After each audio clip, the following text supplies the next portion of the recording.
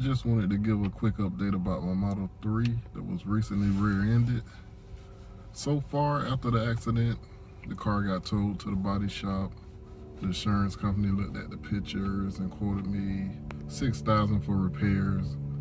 But after the tear down, found more issues and more damage. And now the cost of repair is over $22,000. So now it's been over a week just waiting on the insurance company to approve the repairs or total lost the car.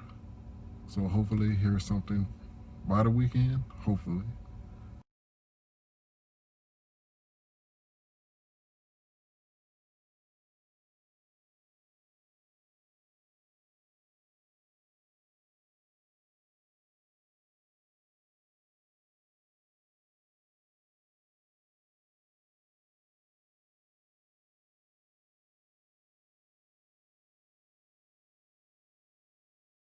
Don't forget to subscribe to my channel. If you like this video, give me a thumbs up.